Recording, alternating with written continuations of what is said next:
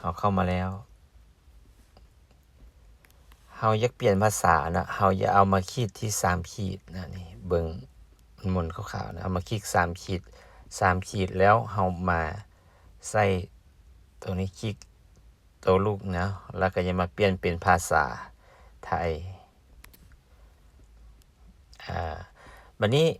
การที่เฮาอย่าให้หมู่สมัครนะเข้ามานี่สมมุติเฮาจะให้สมัคร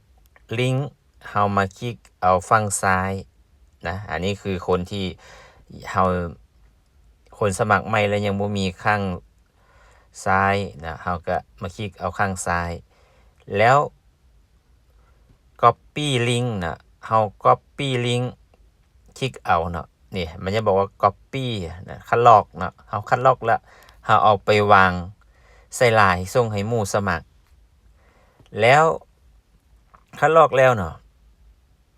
พอคัดลอกไปแล้วถ้าหน้าถ้าเฮามีขวาแล้วเฮาก็มาซ้ายแล้วก็จะมาขวานะเฮาก็มาคลิกเที่ยวหน้านะเฮาก็จะมาใส่ตัวนี้แล้วก็คลิกแล้วก็ส่งให้หมู่เฮาที่วิธีสมัคร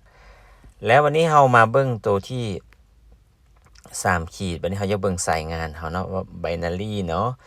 อันนี้คือเอิ้นว่าเฮาอยากเบิ่งผังสายงานนะเฮาก็มาคลิกนี่เลย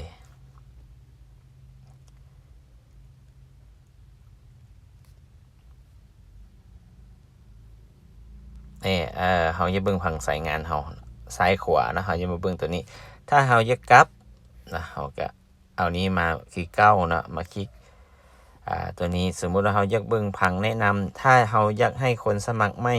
โดยที่เฮาสมัครไปแล้วนะเฮาอยากสมัครให้หมู่เฮาก็จะมาใส่สมัครใหม่นะเฮาก็คลิกลงไป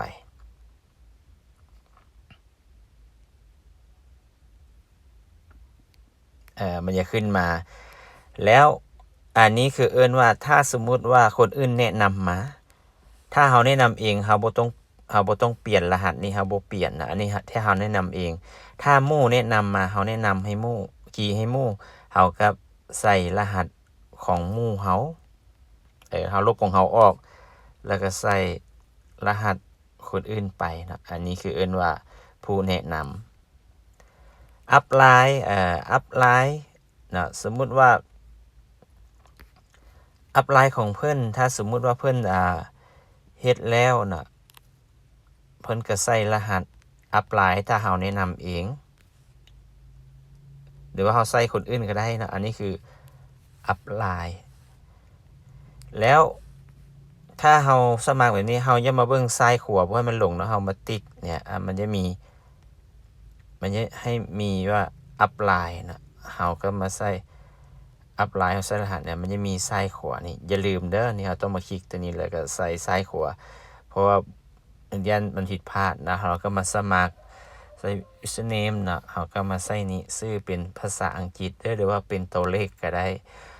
บ่ใส่ภาษาไทยภาษาลาวอย่าใส่บ่ได้นะแล้วก็ชื่อสมัครเป็นภาษาอังกฤษนะเพราะว่าของเฮามัน worldwide นะทั่วประเทศแล้วก็เฮาจะมาเปลี่ยนแล้วก็จะใส่มีอีเมลเนาะมีอีเมลสมัครใส่อีเมลแล้วเฮาก็จะแบบไทยลาวเนาะเฮาก็มาคลิกตัวนี้นะลาวเฮาก็คลิกเข้าไปนี่ตัวนี้เด้อแล้วก็ใส่เบอร์โทรของเฮาเนาะใส่ห้องนี้เบอร์โทรของเฮาแล้วถ้าผู้ใดมีธนาคารเนาะถ้ายังบ่มีก็บ่ฟ้าวใส่บ่ฟ้าวใส่เนาะแล้วก็อย่าลืมรหัสผ่านเด้ออันนี้รหัสผ่านที่เฮาต้องตั้งเองเนาะตัวนี้